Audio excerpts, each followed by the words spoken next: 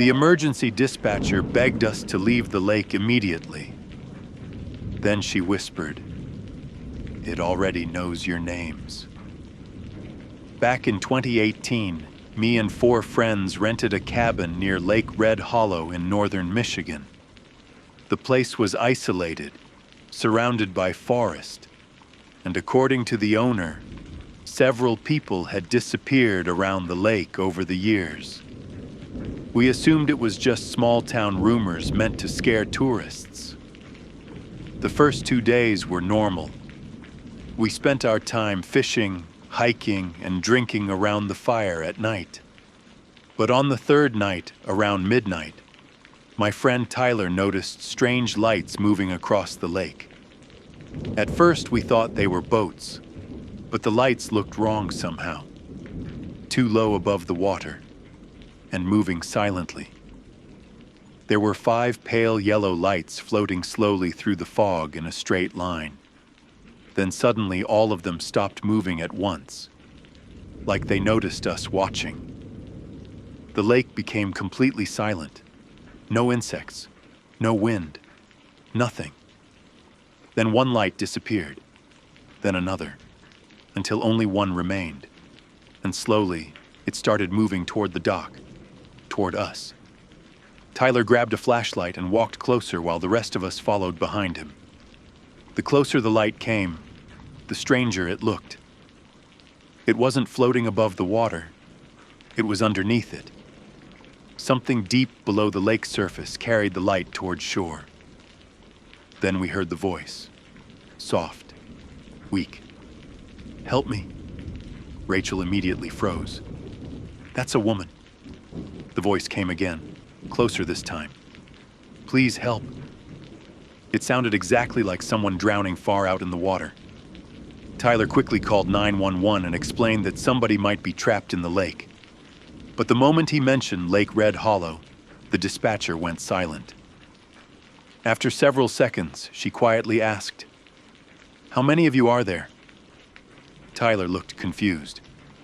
5. More silence. Then the dispatcher whispered, "Leave the lake immediately." Her voice sounded terrified now. Tyler asked what she meant, but she ignored the question and asked something worse. "Has it started calling your names yet?" Every hair on my arms stood up instantly. Then from somewhere beneath the water, directly in front of us, a voice whispered, "Tyler." We all stumbled backward away from the dock. The voice had perfectly copied the dispatcher's tone. Then it whispered another name. "Rachel." The water near the dock slowly began rippling. Something huge moved beneath the surface, far too large to be a person. Tyler shouted into the phone asking what was happening. The dispatcher finally explained. 20 years earlier, a group of teenagers disappeared during a night swim at Lake Red Hollow. Search teams later recovered their empty boat drifting across the water. But according to the only survivor, something beneath the lake used their friends' voices to lure people into the water one by one. Then the dispatcher quietly said, "It learns people by listening."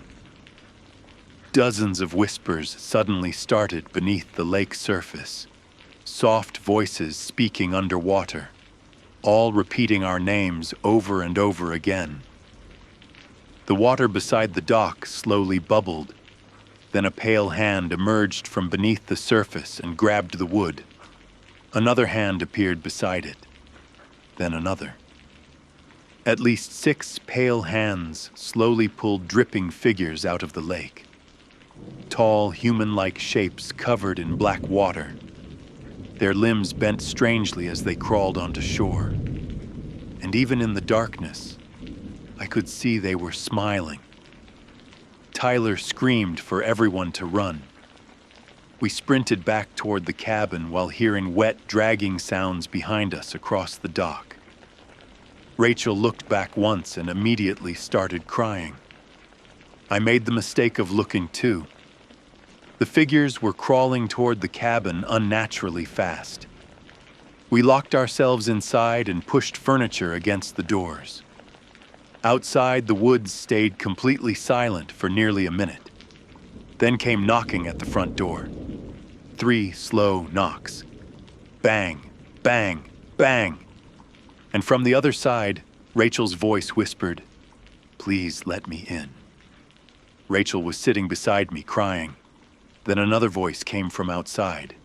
Tyler's voice this time. "We're cold." The knocking spread around the cabin. Windows, walls, back door. Wet hands slapped softly against the wood while familiar voices begged to be let inside. Some sounded like friends, some sounded like family members. Then I heard my dead grandfather's voice whisper directly outside the bedroom window. "Open the door." The power suddenly shut off. Darkness swallowed the cabin instantly. Pale figures stood motionless outside the windows beneath the moonlight, smiling at us through the glass with black, empty eyes. Then all the voices stopped at once. Complete silence. And from somewhere beneath the cabin floor, something started scratching upward.